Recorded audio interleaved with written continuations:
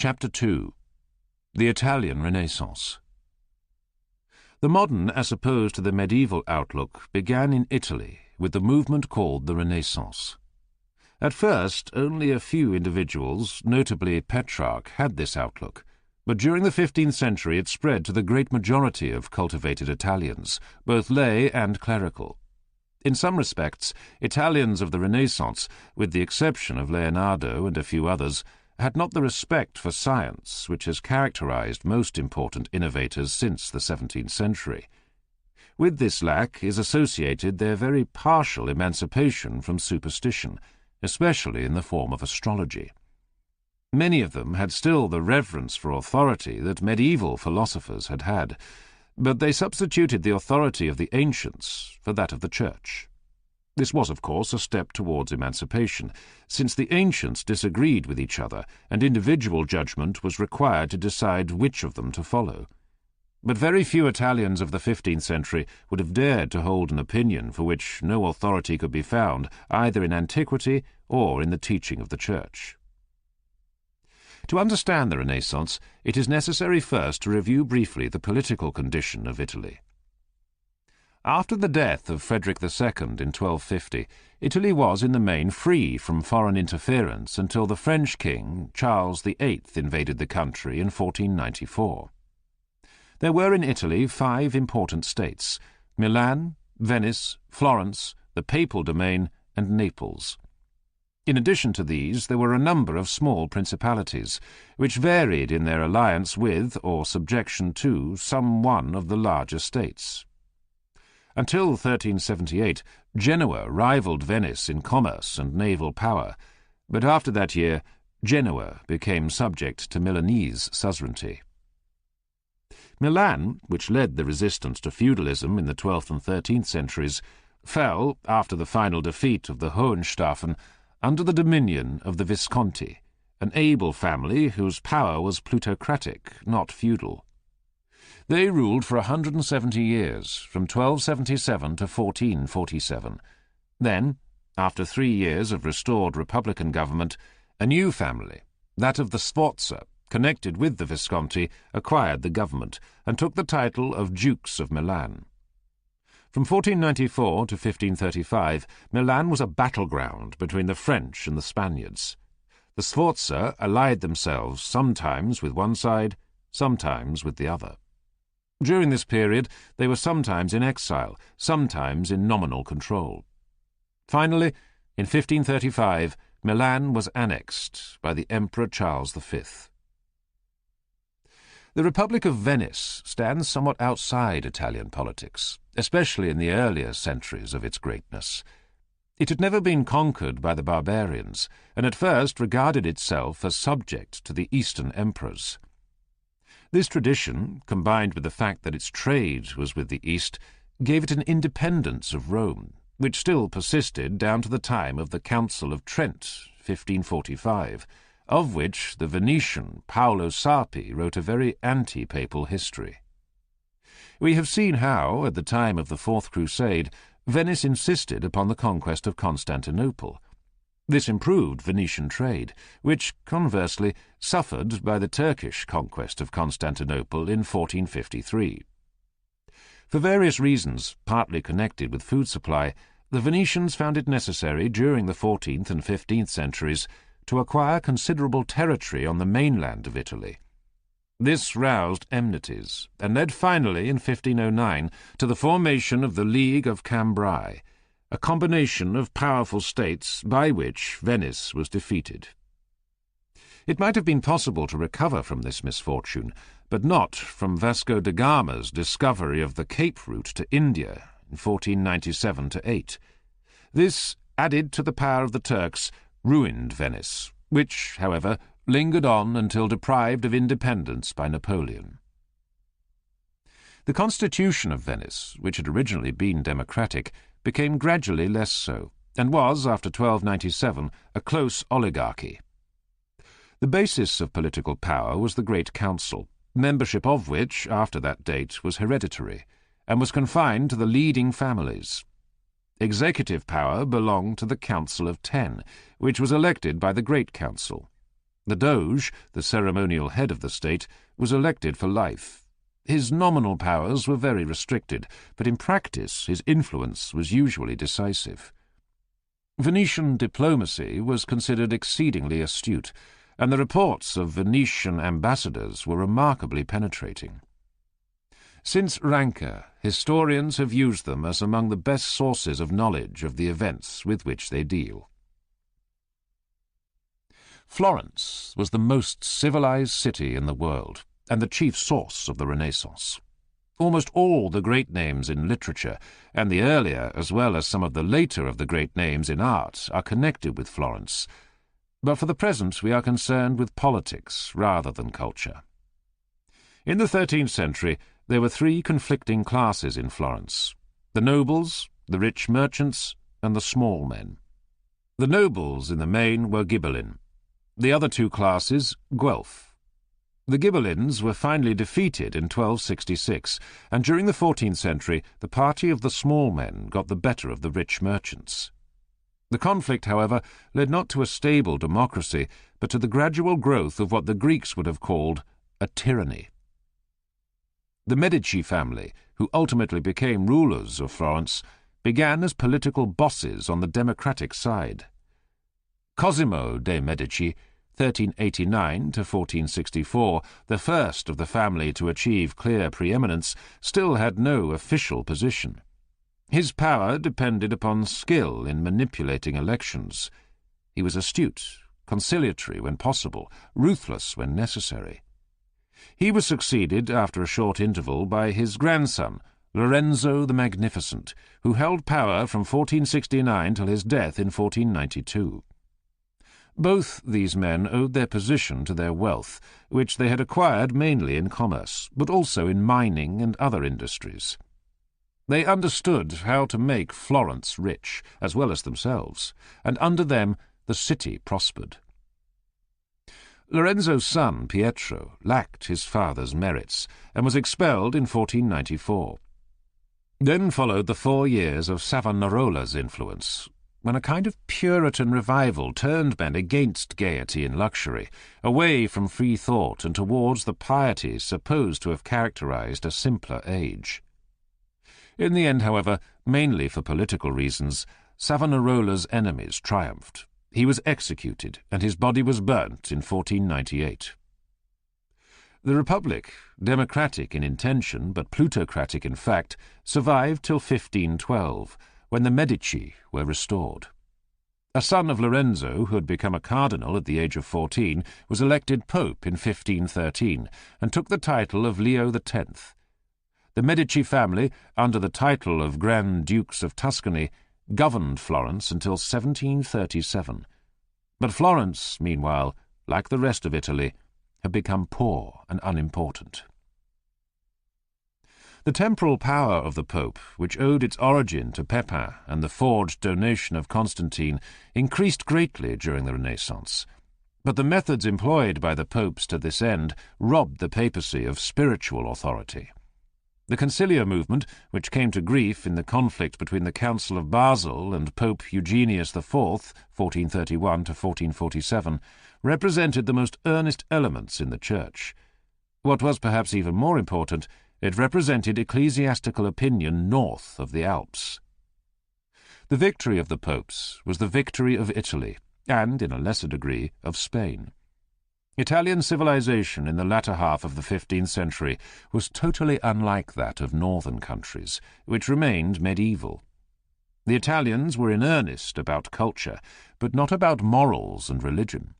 Even in the minds of ecclesiastics, elegant Latinity would cover a multitude of sins. Nicholas V, 1447 to 1455, the first humanist pope, gave papal offices to scholars whose learning he respected, regardless of other considerations. Lorenzo Valla, an Epicurean, and the man who proved the donation of Constantine to be a forgery, who ridiculed the style of the Vulgate and accused St. Augustine of heresy, was made apostolic secretary. This policy of encouraging humanism rather than piety or orthodoxy continued until the sack of Rome in 1527. Encouragement of humanism, though it shocked the earnest North, might, from our point of view, be reckoned a virtue. But the warlike policy and immoral life of some of the popes could not be defended from any point of view except that of naked power politics. Alexander VI, 1492 to 1503, devoted his life as pope to the aggrandizement of himself and his family. He had two sons, the Duke of Gandia and Caesar Borgia, of whom he greatly preferred the former. The Duke, however, was murdered, probably by his brother. The Pope's dynastic ambitions, therefore, had to be concentrated on Caesar. Together they conquered the Romagna and Ancona, which were intended to form a principality for Caesar. But when the Pope died, Caesar was very ill, and therefore could not act promptly. Their conquests consequently reverted to the patrimony of St. Peter. The wickedness of these two men soon became legendary, and it's difficult to disentangle truth from falsehood as regards the innumerable murders of which they are accused. There can be no doubt, however, that they carried the arts of perfidy further than they had ever been carried before. Julius II, 1503 to 1513, who succeeded Alexander VI, was not remarkable for piety, but gave less occasion for scandal than his predecessor. He continued the process of enlarging the papal domain. As a soldier he had merit, but not as the head of the Christian Church. The Reformation, which began under his successor Leo X, 1513 to 1521, was the natural outcome of the pagan policy of the Renaissance popes. The southern extremity of Italy was occupied by the Kingdom of Naples, with which, at most times, Sicily was united. Naples and Sicily had been the especial personal kingdom of the Emperor Frederick II. He had introduced an absolute monarchy on the Mohammedan model, enlightened but despotic, and allowing no power to the feudal nobility. After his death in 1250, Naples and Sicily went to his natural son, Manfred, who, however, inherited the implacable hostility of the Church and was ousted by the French in 1266. The French made themselves unpopular and were massacred in the Sicilian Vespers, 1282, after which the kingdom belonged to Peter III of Aragon and his heirs. After various complications, leading to the temporary separation of Naples and Sicily, they were reunited in 1443 under Alfonso the Magnanimous, a distinguished patron of letters. From 1495 onwards, 3 French kings tried to conquer Naples, but in the end the kingdom was acquired by Ferdinand of Aragon, 1502. Charles VIII, Louis XII, and Francis I, kings of France, all had claims, not very good in law, on Milan and Naples. All invaded Italy with temporary success, but all were ultimately defeated by the Spaniards.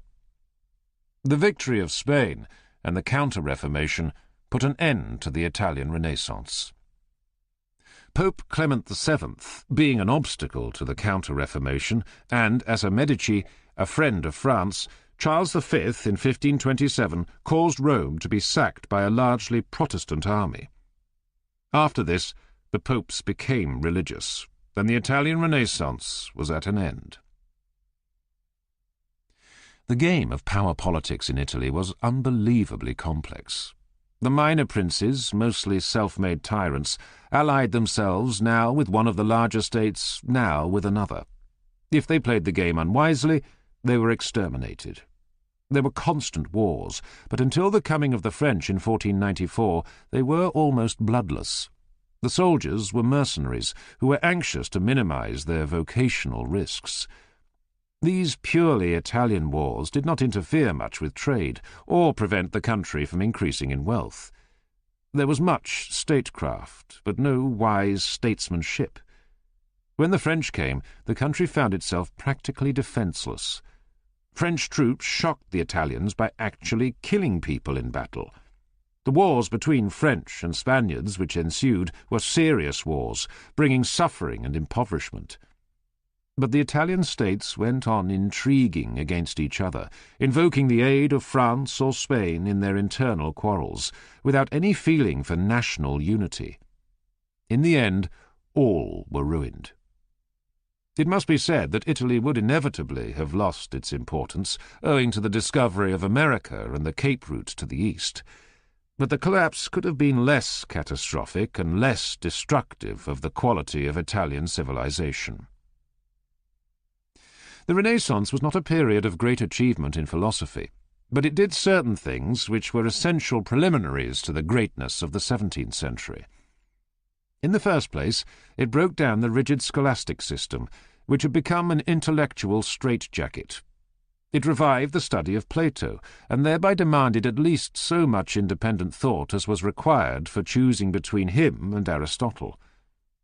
In regard to both, it promoted a genuine and first-hand knowledge, free from the glosses of Neoplatonists and Arabic commentators. More important still, it encouraged the habit of regarding intellectual activity as a delightful social adventure, not a cloistered meditation aiming at the preservation of a predetermined orthodoxy. The substitution of Plato for the scholastic Aristotle was hastened by contact with Byzantine scholarship. Already, at the Council of Ferrara, 1438, which nominally reunited the Eastern and Western churches, there was a debate in which the Byzantines maintained the superiority of Plato to Aristotle. Gemistus Pletho, an ardent Greek Platonist of doubtful orthodoxy, did much to promote Platonism in Italy. So did Bessarion, a Greek who became a cardinal. Cosimo and Lorenzo de' Medici were both addicted to Plato. Cosimo founded and Lorenzo continued the Florentine Academy, which was largely devoted to the study of Plato. Cosimo died listening to one of Plato's dialogues. The humanists of the time, however, were too busy acquiring knowledge of antiquity to be able to produce anything original in philosophy. The Renaissance was not a popular movement. It was a movement of a small number of scholars and artists, encouraged by liberal patrons, especially the Medici and the humanist popes. But for these patrons, it might have had very much less success. Petrarch and Boccaccio in the 14th century belong mentally to the Renaissance, but owing to the different political conditions of their time, their immediate influence was less than that of the 15th century humanists. The attitude of Renaissance scholars to the Church is difficult to characterize simply. Some were avowed free-thinkers, though even these usually received extreme unction, making peace with the Church when they felt death approaching.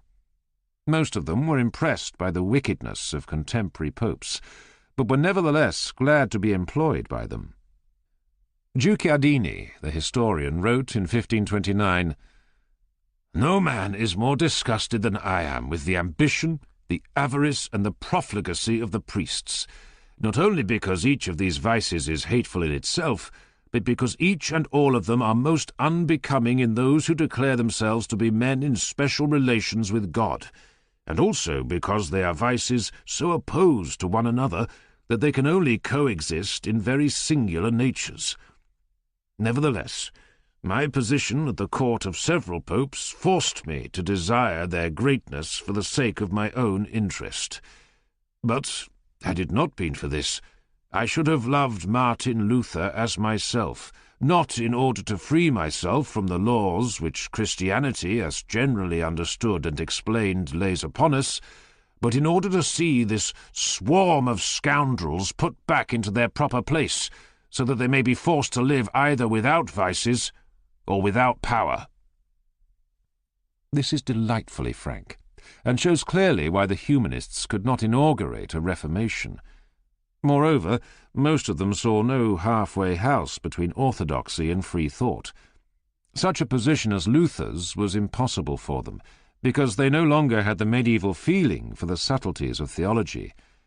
Masuccio, after describing the wickedness of monks and nuns and friars, says, "The best punishment for them would be for God to abolish purgatory. They would then receive no more alms, and would be forced to go back to their spades." But it does not occur to him, as to Luther, to deny purgatory, while retaining most of the Catholic faith. The wealth of Rome depended only in small part upon the revenues obtained from the papal dominions. In the main, it was a tribute drawn from the whole Catholic world by means of a theological system which maintained that the popes held the keys of heaven. An Italian who effectively questioned this system risked the impoverishment of Italy and the loss of the position of Rome in the Western world. Consequently, Italian unorthodoxy in the Renaissance was purely intellectual and did not lead to schism or to any attempt to create a popular movement away from the Church. The only exception, and that a very partial one, was Savonarola, who belonged mentally to the Middle Ages. Most of the humanists retained such superstitious beliefs as had found support in antiquity. Magic and witchcraft might be wicked, but were not thought impossible.